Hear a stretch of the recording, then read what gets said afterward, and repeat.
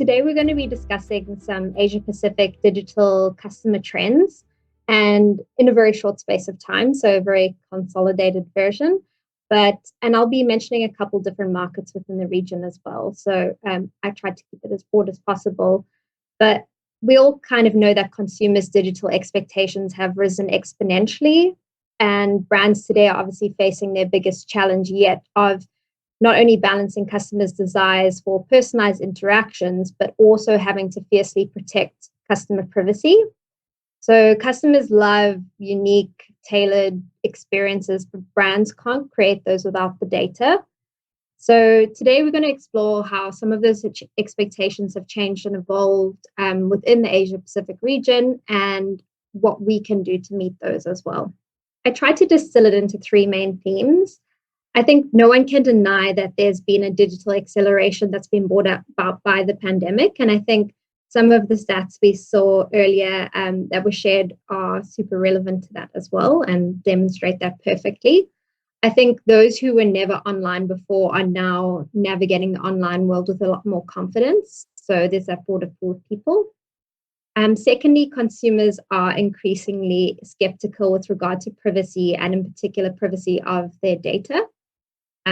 We like to talk about the privacy paradox, and that's what I alluded to earlier about balancing that customer desire for personal interaction with the need for maintaining privacy and protecting that as a brand or an organization. And then lastly, the expectation consumers have for personalized and relevant experiences. So if they provide you with data, they really expect the benefit of an enhanced experience. Some of these stats were actually mentioned earlier, or at least the one about China, but very interestingly, China has become the first country in the world to have e-commerce sales overtake store sales. In Hong Kong in particular as well, you can see the market is growing. The e-commerce penetration is growing significantly. So whereas sitting at about 59.8% in 2018, we can expect it to be about 72.6% in 2022. So that's significant growth. And finally, when thinking about what's happening in the market and how people are changing and their behavioral changes, it's always a good idea to consider what they're searching. And in Hong Kong, according to Google, we saw in particular there was a 700% growth in search interests in like the term tap and go. So obviously people are embracing new ways of paying for things. And then secondly, octopus cards, or the Chinese reference to that, being the main form of payment for transport here when mobile payment services were enabled for that card. So it's an interesting take. One of my personal experiences was I moved to Australia just before the pandemic hit, which was wonderful timing. But when I arrived in the country, I actually spent almost a full 2 years there without ever drawing out cash, which is quite incredible. I had a bit of cash left over from a previous trip, but because of COVID and the situation, a lot of places didn't even take cash anymore, and I was able to navigate the country completely cashless, which I'm not sure I can say the same thing about Hong Kong to the full extent, but it's interesting how we're moving in that way. I thought a good example of digital transformation and the acceleration that happened really quickly was actually one of our brands that we work with. So they really rose to the challenge when the pandemic came about. The brand is an Australian brand named Pure Baby, but they do sell their product in a variety of markets. In a very short space of time, they underwent this incredible transformation. So previously, they really heavily relied on their brick and mortar stores to drive revenue for themselves. And their online offering was a secondary thought or unless in demand. But when the pandemic hit, they were able to successfully pivot, which resulted in initially 90% of their revenue coming from online sales. And subsequently, that stabled at around 50%. But it has completely changed their business and the business model for forever moving forward. And I think the great thing about this was in order to bolster that online experience, they shifted away from focusing on purely promotional marketing communications, which I found can typically be quite prevalent still within the Asia region, just sort of more generic communications, kind of more old school in a sense. And so they were able to shift away from doing that to build up quite robust life cycle programs They set up around 22 email programs within the space of just 18 months. And they did this in order to ensure that online experience was seamless for that new demanding customer online, and had like individual touch points. It was more triggered and personal than ever before. How has digital acceleration changed the way consumers engage? Again, really distilled, but essentially consumers are becoming more careful or more cautious. They're more informed, they're more sophisticated and more demanding in their shopping interactions, and they're also likely to be less tolerant of substandard shopping experience, both digital and in store. When thinking about privacy and protection of data in particular, these stats are in particular for the Australian market, but we do know there's been a lot of controversy around Facebook as an example in recent years, and we're finding more and more that consumer sentiment around social media channels is becoming negative. It's not necessarily preventing people from using those channels, but people are just treating them with a healthy sense of skepticism. So this is true in Australia, with 67% of consumers not trusting these platforms with their data. And when asked, a massive 86% of consumers would like brands to spend more on their loyalty offering and less on Facebook advertising. And I know that at the time there was a lot of positive sentiment for brands that had pulled ads from Facebook altogether, because of the concerns around harmful content on the platform, etc. So consumers know the worth of their data, and they are increasingly protective of it as a result. This slide is a bit busy, so I'm sure we can have this as a takeaway afterwards. But essentially what I just wanted to get across here was, we see the GDPR, I'm sure everyone knows what GDPR is, but we see that model being more adopted within the APAC region. There's obviously a risk for brands and companies in terms of regulatory penalties and lawsuits. And companies also now can no longer assume that if they cannot identify someone through an IP address, that the law would not necessarily apply to them. So we need to be more cautious in our approach to how we treat unknown users, essentially. Our approach is, or the next step to this in our minds, is zero-party data, and I'll delve into this a bit more in a minute. But the real question, I suppose, is whether APAC is ready, or the Asia-Pacific region is ready. And an awesome stat I got from Forrester was that 59% of marketers in APAC only fulfill the minimum requirements to comply with data privacy regulations. So there's still a large portion of people not necessarily feeling like they're meeting those requirements at a minimum.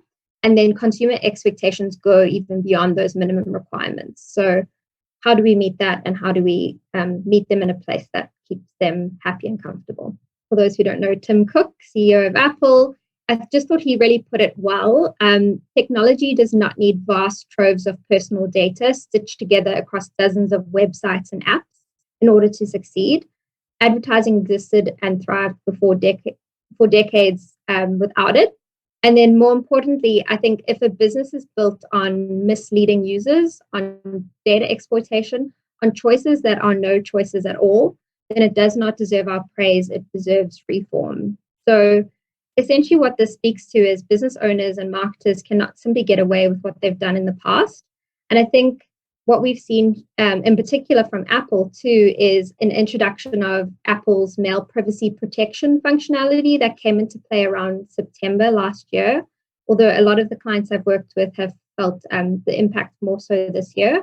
And that update essentially allows users to turn off their opening tracking, hide their IP addresses, and in some cases hide their email addresses. So it's a lot more difficult to judge how a consumer is interacting with the communication you've sent to them.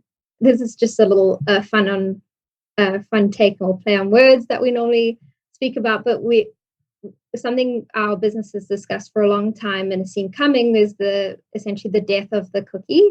So I know a lot of us will know Google announced plans to entirely phase out third-party cookies within 2 years. And although Google's privacy pivot is a win for privacy-conscious consumers, it's a headache for marketers and businesses who rely or are wedded to those third-party cookies in order to advertise effectively. So essentially, what this cartoon just depicts is essentially the modern day marketer eating their cookie. We have the Grim Reaper showing up as in terms of what the new Google and Apple drops are doing to the market. The Grim Reaper learns that it isn't time yet. It isn't cookie time yet for him, but he'll be back. And it's something that's coming, and it's coming probably quicker than initially anticipated. So we need to pivot, and we need to find things that satisfy what the brand needs to do, as well as balancing what the consumer wants. And I think I can't remember the exact, I think it was 43% of APAC marketers say that they are currently relying heavily on third-party cookies for their strategies. And I think that stat also came from Forrester. So again, a large portion of the region really relying on something that's not going to be readily available in terms of a solid strategy. I won't spend too long on this slide. I just wanted to highlight the kinds of data you would expect to be impacted. So what's highlighted in that red box at the bottom is first party and zero party data. And as a marketer or as a brand, that's where a lot of your strategy should fall. And my goal is always to get brands to focus on building out that zero party data strategy. So what is zero party data? We see it as preference data that comes directly from the consumer. So there's no intermediaries, there's no guesswork. It's someone telling you exactly what their preference is or what they like. It's psychographic data that includes customer values, attitudes, interests, personality traits, and that can change and evolve over time. So your first name or your last name or your mobile number might not change as like first-party data you're collecting on someone, but what might change is their attitudes or life stages as you move through. So that's something you need to continually be understanding and collecting. So consumers have the expectation for brands to know them, but to what end and what are they comfortable with? Our research shows that most people actually want a consistent experience regardless of where they interact. So that's that online to in-store connection. They want the data to be used in ways that make them feel comfortable. They want to be treated like an individual. And then they don't want irrelevant content or offers, messages based on information that hadn't been directly shared with the brand. So that kind of creepy, how did the brand know this? And they don't want messages that don't recognize their shopping history. At the end of the day, it's essentially a value exchange. If we need to know more about the consumer, what are we giving them in return for that information? And the consumer now being empowered to know how valuable their data is, we need to consider what that exchange is. So 55% are comfortable with sharing their data with brands in exchange for better service. So if that's the case, brands need to identify the kinds of data they're wanting to collect, but provide that value exchange in the form of, we find this, well, based on our research, discounts and coupons and loyalty points and rewards are the benefits that customers are often after. And I think that's kind of a no-brainer. That is something someone would always want. But you can use those aspects to gain additional insight on your consumer, understand your audience better, and then target them on that data in a way that they find relevant and useful as well.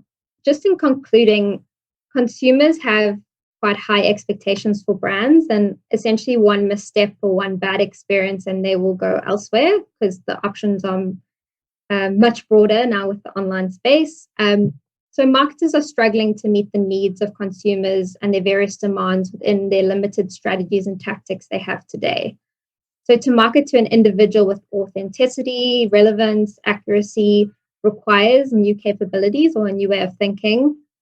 And what we see that solution as being is, first off, that companies need to stop renting data. They need to really build their own databases through direct consumer relationships. And this would involve a robust zero-party data strategy or a data collection strategy that backs that. We also believe that the answer to this would be a loyalty initiative. And I use the word initiative because not every brand needs a loyalty program. It can take many different forms, but some sense of that value exchange and a way to reward your customers for longevity or long-term commitment is expected and necessary in today's market. And the initiative would need to have that mutual value exchange with the brand and the customer. So I think if APAC brands can achieve this, it will go a long way to gaining the loyalty and trust of customers, as well as the revenue and market share that come along with that. And that is the majority of the content I had today. But if you would like to discuss anything further or you have any questions, feel free to bring up now.